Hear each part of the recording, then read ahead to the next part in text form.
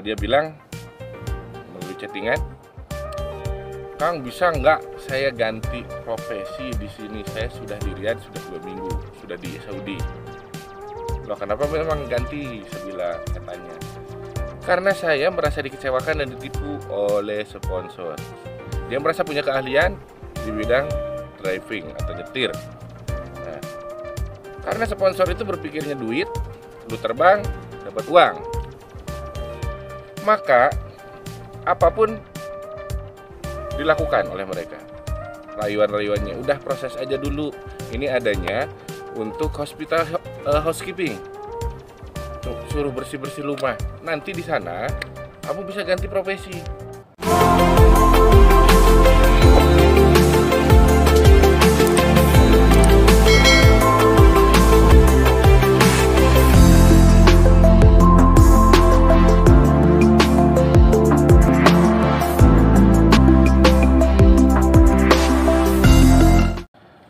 Assalamualaikum warahmatullahi wabarakatuh.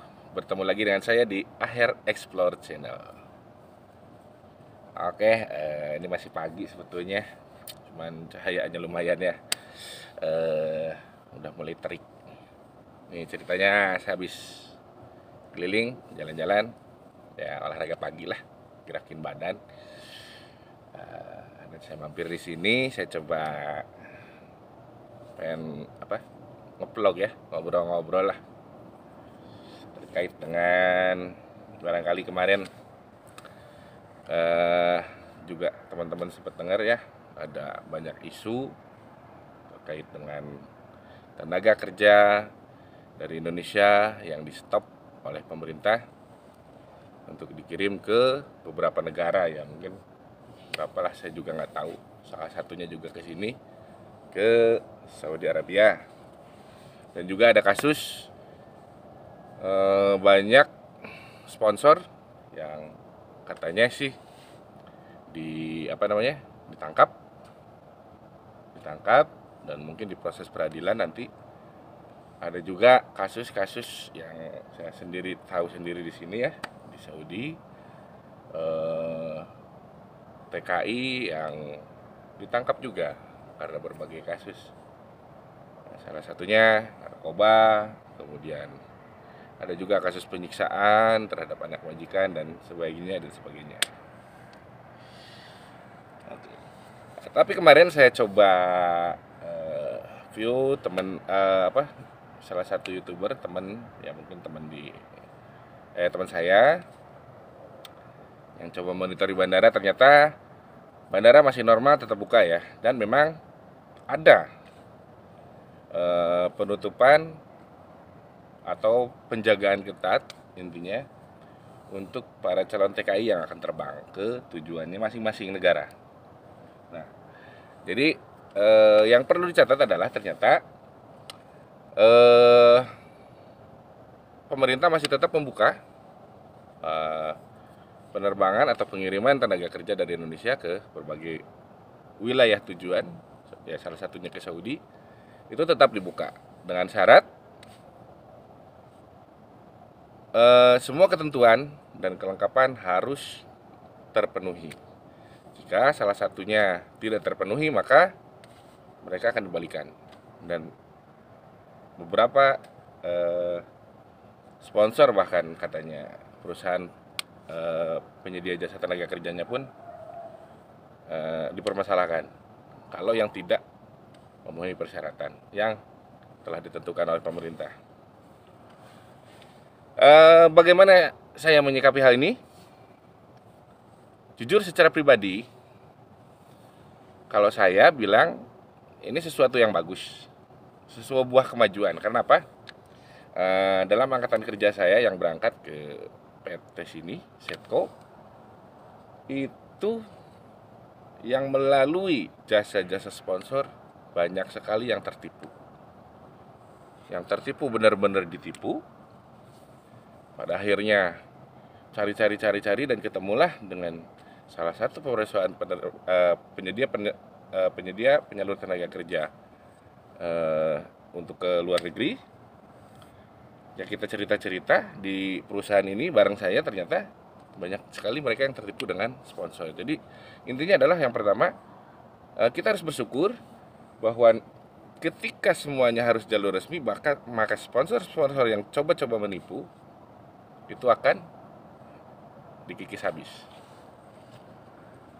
Ya, ini salah satunya saya juga, karena saya ada keinginan kerja di luar negeri, tidak ada pengalaman bagaimana prosesnya dan sebagainya. Saya pun sama, saya pernah tertipu dan nyaris paspor saya pun hilang. Untung masih bisa ketemu dan kembali ke saya, proses lagi yang sisanya.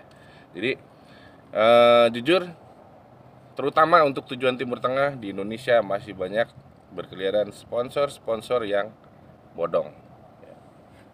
Yang kedua, kategorinya adalah sponsor yang tidak tahu apa-apa. Jadi banyak sekali sponsor di Indonesia yang ketika kita punya skill, misalnya ini ada cerita kemarin ketika saya upload video ya mengenai tenaga kerja sih intinya. Dia bilang melalui chattingan, "Kang, bisa nggak saya ganti profesi di sini? Saya sudah di Riyadh sudah 2 minggu, sudah di Saudi." Loh, kenapa memang ganti? Saya tanya. Karena saya merasa dikecewakan dan ditipu oleh sponsor. Dia merasa punya keahlian di bidang driving atau nyetir. Nah, karena sponsor itu berpikirnya duit, lu terbang, dapat uang. Nah, maka apapun dilakukan oleh mereka. Rayuan-rayuannya, udah proses aja dulu. Ini adanya untuk housekeeping. Suruh bersih-bersih rumah. Nanti di sana kamu bisa ganti profesi. Akhirnya karena tidak tahu pengalaman apa-apa, ikut bujuk rayuannya mereka, akhirnya diberangkatkanlah mereka. Ternyata ini yang perlu teman-teman waspadai.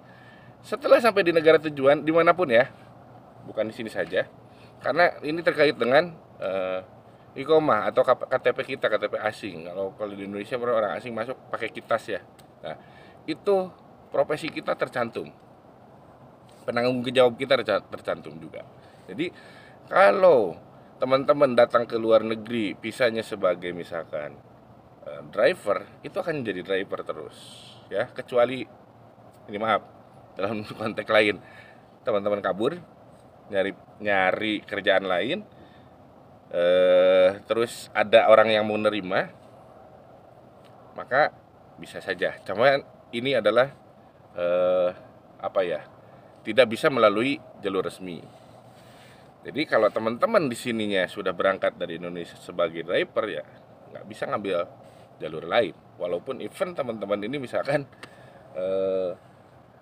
ya sama seperti ada salah satu teman saya di sini dari keperawatan, nggak bisa dia mau daftar ke farmasi atau apa klinik juga nggak bisa. Jadi harus dari sananya, prosesnya dari negara asal awal. Jadi harus begitu ya teman-teman. Jadi intinya kita tidak bisa seenaknya alih profesi di negeri orang, gitu. Ya itu salah satunya, mereka ditipu. Ya udah berangkat aja, nanti di sana kamu bisa katanya ganti profesi dari bersih-bersih. Nanti kalau ada lowongan jadi supir ambulan, kan ini sesuatu yang nggak bener. Ini yang harus dikikis. Jadi tolong teman-teman, ya mungkin ada yang bekerja, yang nonton video saya mungkin ada bekerja di pemerintahan, barangkali yang terkait dengan hal-hal yang seperti ini, tolong diberantas lah yang begini. Nah yang kedua, mohon maaf ini yang kedua, jadi saya coba spare mungkin, ini mohon juga dari pihak pemerintahannya, bukan saja sistemnya yang harus dibenahi, barangkali juga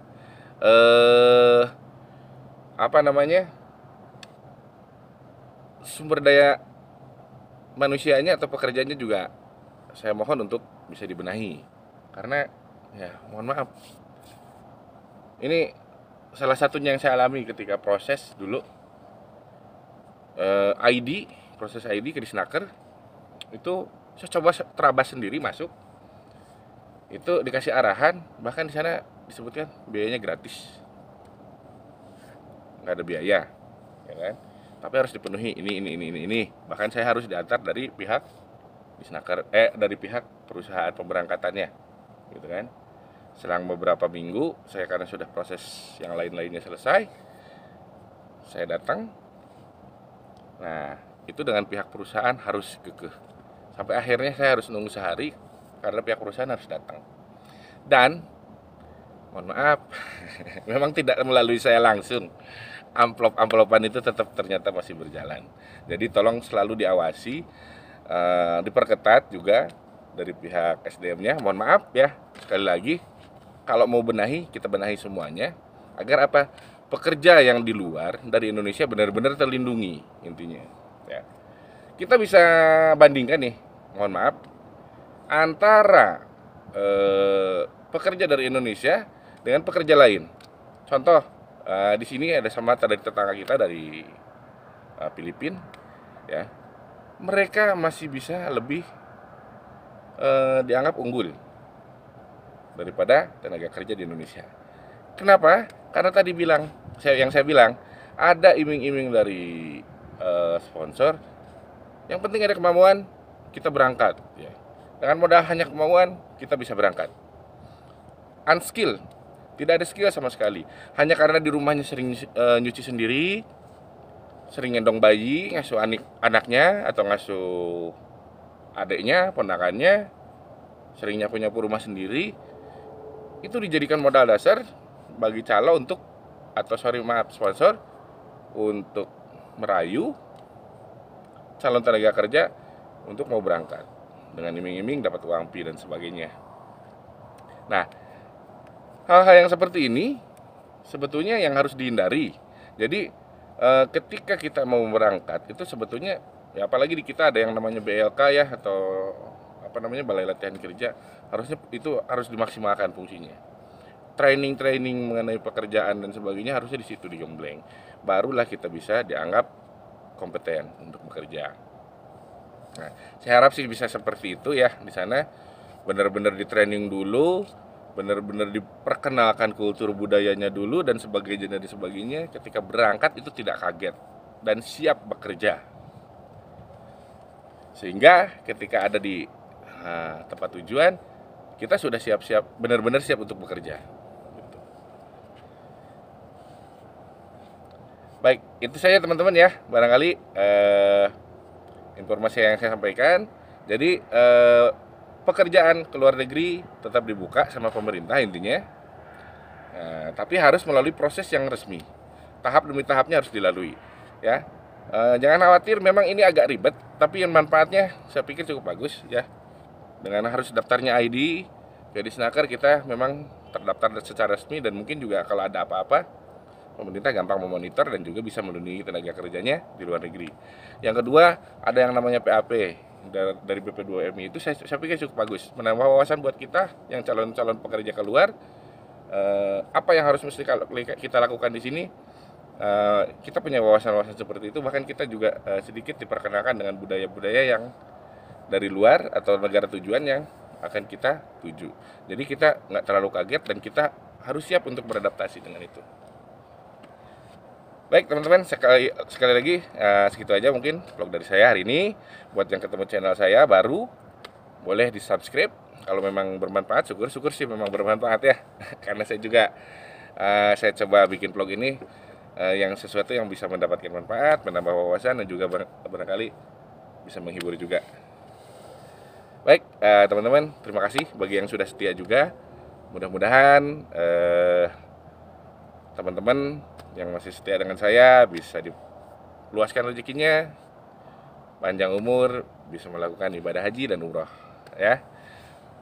Akhirul kalam, billahi taufiq wal hidayah. Wassalamualaikum warahmatullahi wabarakatuh.